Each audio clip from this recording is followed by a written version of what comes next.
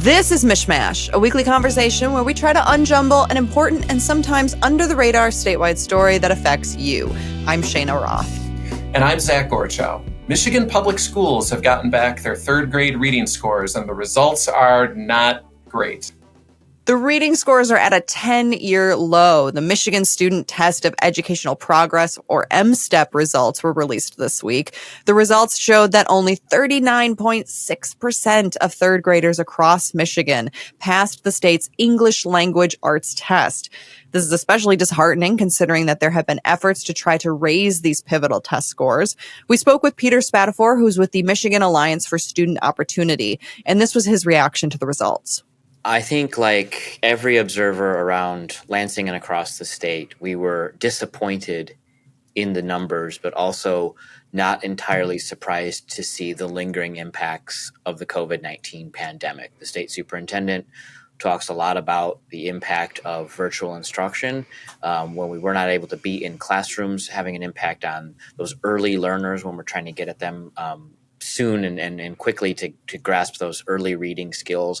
Virtual instruction is not like entirely to blame here. There are great ways to do virtual instruction, but as we looked at who's being tested in this window, it's not surprising to see that the students that sort of started out their careers during the pandemic are the ones we're seeing lower test scores. The third graders who took those tests last year were mostly in preschool and just starting their school careers when their year was cut short by the COVID-19 pandemic. And then many of them had their kindergarten years upended, with many school districts still conducting remote learning for much of that school year. The state has been pouring hundreds of millions into funding for districts to hire reading interventionalists for the kids struggling the most, but it's unclear to what extent school districts have successfully filled those positions and how many students they can actually help. Michigan had a law that in the early 2020s forced some third graders to repeat the grade because they could not read at grade level. About 5% scored low enough to be eligible to be held back, but under the exemptions in the law, just half of 1% of all students actually were required to repeat third grade. Democrats in 2023 repealed the language allowing third graders to be held back and instead allow more additional interventions for struggling readers. Republicans say that was a mistake. At the state level, the question is, how will Governor Gretchen Whitmer and majority Democrats in the legislature handle this problem? They already have surged funding into it. It's not clear that more money, even if they can find it, will provide an answer.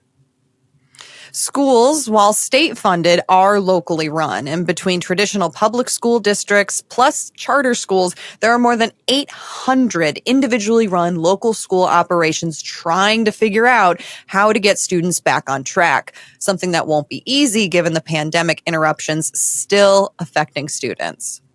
There's been such an emphasis in Michigan schools for the past decade on science, technology, and engineering and math, also known as STEM. One wonders if it isn't time for a pivot to rebalance the scales toward reading and writing. Michigan State University put out a report in July that found more than 2/3 of kindergarten through fifth grade teachers are using curriculum resources for reading and writing instruction that are unrated or rated subpar. We're going to take a short break, but stick around because when we come back, we're talking with Peter Spadafore, Executive Director of the Michigan Alliance for Student Opportunity.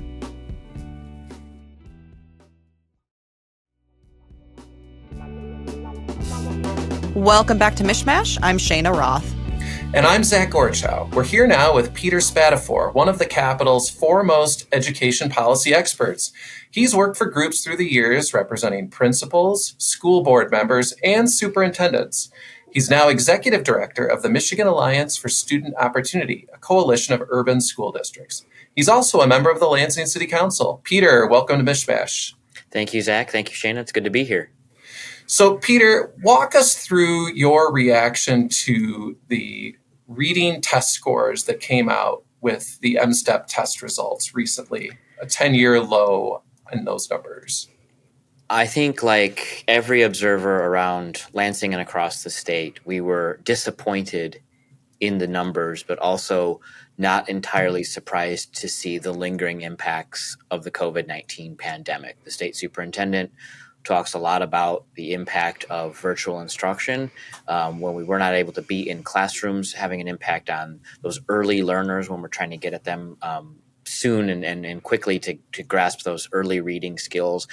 Virtual instruction is not like entirely to blame here. There are great ways to do virtual instruction, but as we looked at who's being tested in this window, it's not surprising to see that the students that sort of started out their careers during the pandemic are the ones we're seeing lower test scores.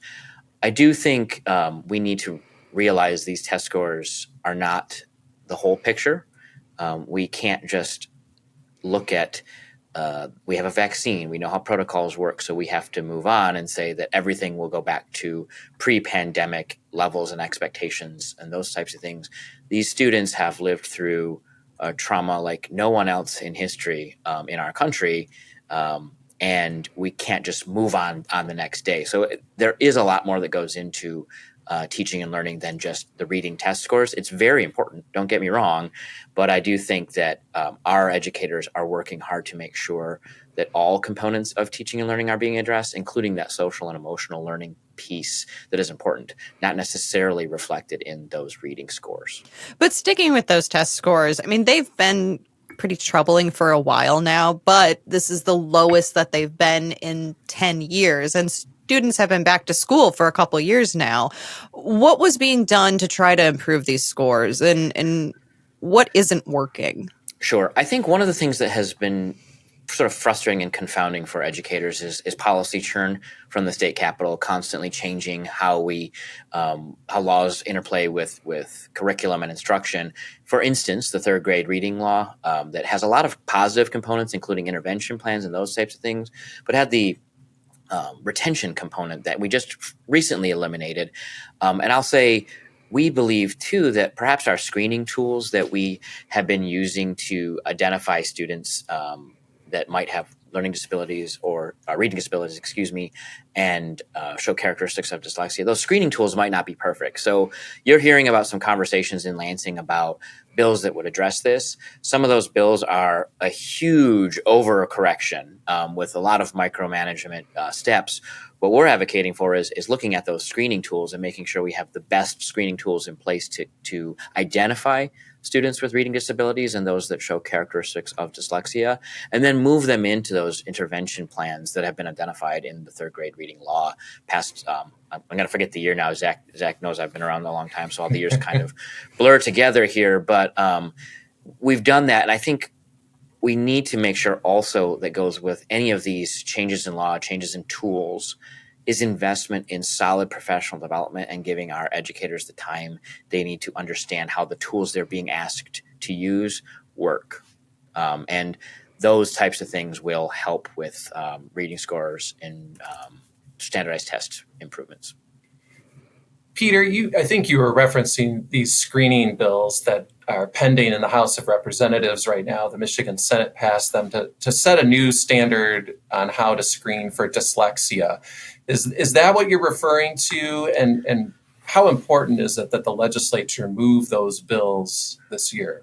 Well, I think it's important that they move the bills when they're right. Right now, they're overly prescriptive and change a whole lot of state law, when really what we're seeing is if we would have a better screening tool to identify students with reading disabilities and characteristics of dyslexia, I think that's when we could be supportive of legislation. Right now, it's overly prescriptive and kind of discounts all of the good and positive aspects that are in Michigan's third grade reading law.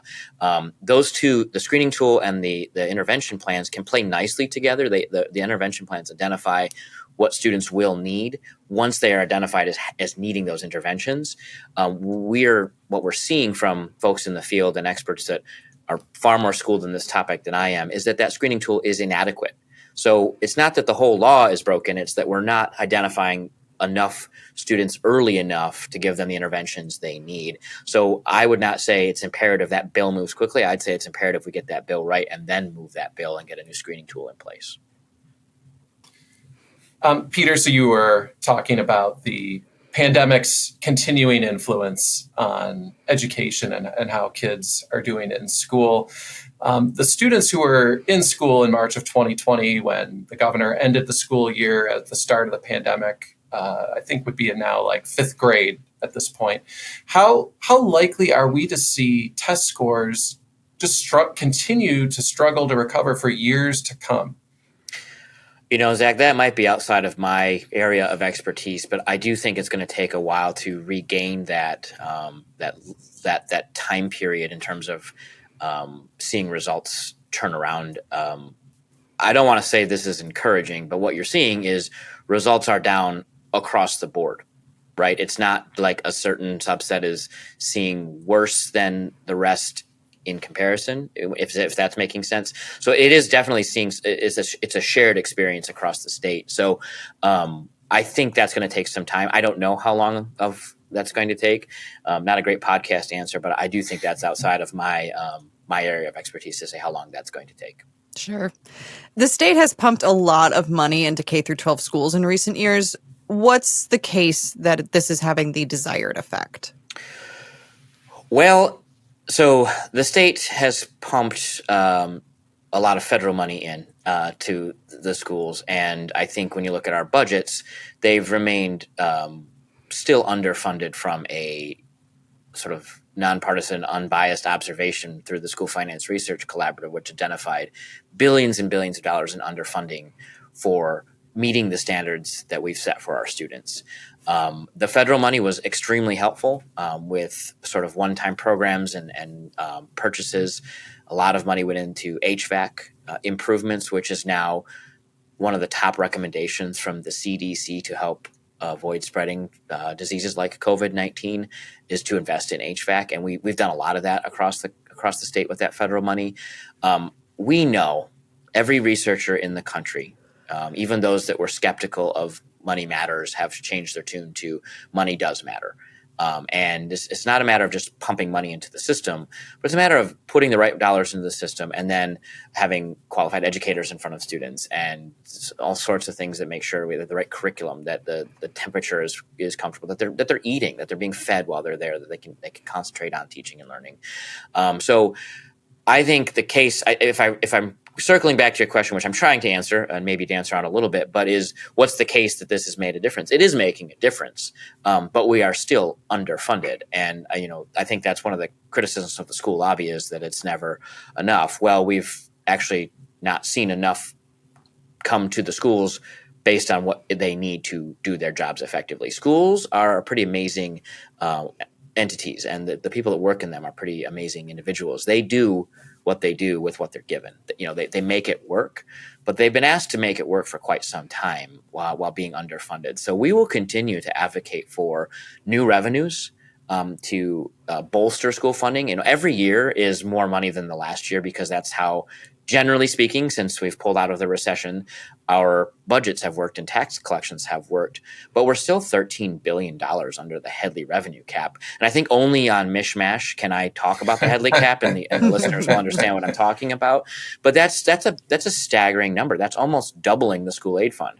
I'm not suggesting that's what we should do, although I'm sure schools wouldn't mind an extra $13 billion, but there's room there, is the point, to raise more revenues and invest in ensuring that we provide the resources needed to educate the child, not run a system. So we've got a system of schools, right, that the funding formula implies every student costs the same amount of money to educate, with exceptions. Now we've got some categoricals that are starting to make differences in that, weighted foundations and things like that, but they're still not at their target weights.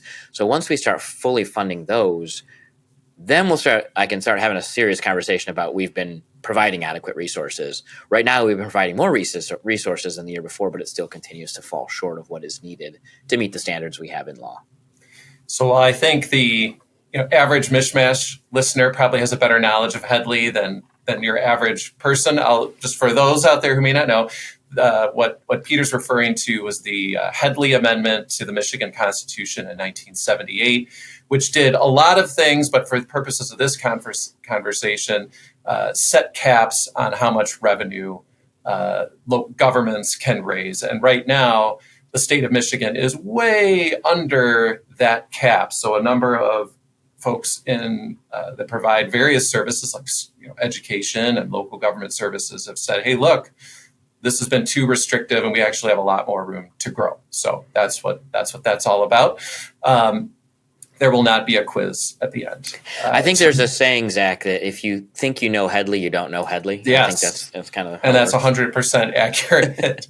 Are you delved a little bit into the policy side of this equation as opposed to the budget side? And I was curious to ask you, are you surprised that the governor and this first Democratic government, big D Democratic, in 40 years has not gone more deeply into the policy side of education? You know, they have stepped up funding, but as far as changing systems, the governor and legislative Democrats have not really touched school systems, curriculum, or really much of anything in the school code other than repealing the potential for third graders not reading at grade level to be held back. I know that was a mouthful, but again, are you surprised? No, I'm following your question. I'm surprised and not surprised, right? Like, we got a lot of educators in the legislature right now, and that's been working, I think, in our favor to help folks understand good policy in the classroom, right? They're recently removed from being in front of students and working in the legislature.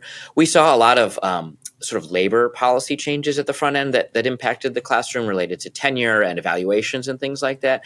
I do think to some extent, I'll grant some credit. I think folks in Lansing now are recognizing that maybe policy churn isn't so good. And we've come back, I think, working with unions and other management groups to make recommendations on what should change, things like repealing the third grade reading law. So in some cases, I think our motto has been provide us the adequate resources, set some guardrails, and let us do our jobs. And I think that's what we're seeing right now. Are there some laws we'd probably like to change? Yes, we'd like to repeal some things like Labor Day Start. I think we'd like a little bit more flexibility around the merit curriculum and things like that. But some of those are big lifts and some of those are not. And some of those are issues we've learned to work with. We understand the law. We understand how to work with it. So changing it again creates a whole new churn. So to some respects, it's almost a relief that we're not seeing a lot of policy bills because it allows educators to focus on educating instead of learning what the state is now asking us to do while educating. So what's on your wish list for action before the end of the legislative term? Oh, I think we're looking at, we want to see, it should surprise no one on this group that we want to see the rate cap reduction that the legislature passed and the governor signed into the budget passed into statutory law in some way, shape, or form. So Peter, I'm going to stop you there. You're going to need to explain that for people. Oh, yeah. What are you talking about? Don't they must read Gongwer, right? So they're steeped in what this is. So school districts, several years back during some retirement reforms, paid unlimited amount of money. It was not capped how much they were going to pay towards the retirement system to fund retirement and other post-employment benefits for their employees. That cap went into place around 20.96%, and it's been that way for about a decade. Recently, it was discovered that there was an overfunding of the OPEB, the other post-employment benefits, so healthcare, dental, and vision for school retirees, that freed up about $700 million, about 680, I think was the total number, and that was could be used for other things. The school community coalesced around buying down that 20.96 rate cap by the full amount to provide relief to school districts who were paying that almost 21 cents on the dollar for payroll for the retirement system and lowering that, freeing up money to be used in other places. The legislature put that into the budget. The governor signed that. And so now that rate cap has been reduced in the budget. But in order to ensure its longevity, it needs to be done in statute. Alongside that, the legislature provided a reimbursement for what some employees are paying towards their retirement benefits. Currently, some employees pay 3% of their salary to the Office of Retirement Services. We collect that on their behalf. The legislature provided money to reimburse those employees that 3%. It's creating some confusion out in the field because folks think the 3% went away, when in reality what happened is they're getting reimbursed for it. So we are still, as a district, required to collect that 3%.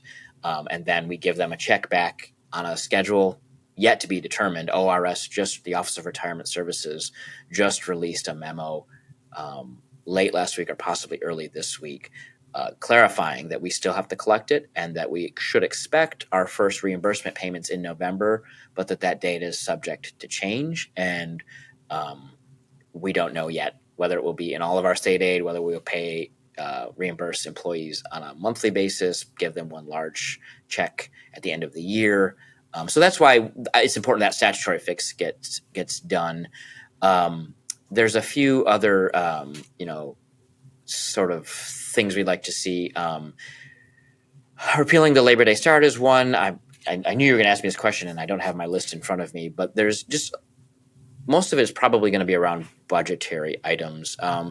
There is a quirk in the law. PA 152 established a cap for healthcare. How much an employer, a public employer, could pay. So it was either 20% of the premium or a certain dollar amount cap. There's a hard cap or a 20% cap, 80% cap, excuse me. That was expected to go up by CPI. And this year's CPI is going to be 0.2%. So that's going to result in some really large increases for employees. So I don't know that it's on my wish list, but it's certainly something that administrators are dealing with now and employees will deal with later. So potentially some healthcare tweaks are probably on the lame duck agenda. But this, and then as far as the budget goes, we'd like to see a supplemental to sort of invest in some of those line items that we were not able to see dollars in the original budget that passed in June. So a couple of follow-ups on that. When you talk about the Labor Day start, Michigan's current law has been the case for a while where Friday before Labor Day is a mandatory no school day. And some districts start in mid to late August, then do the 4-day weekend, while other districts go old school, no pun intended, and they start the day after Labor Day, which is how we were for many years. Are you saying you want the schools, your members would like to go back to everybody just starts after Labor Day or something else? So what actually is going on, Zach, is their schools are required to get a waiver from the Department of Education to start before Labor Day. Right now, many schools do. They have to go through this process. We're advocating for just eliminating that process. It was up for a vote, and it got pulled early on. So that's just one of those that we've been trying for years. I think it's an easy policy win, but nothing, not going back to a post-Labor Day start. So, Peter, thank you so much for joining us today on MichMash. Been a pleasure.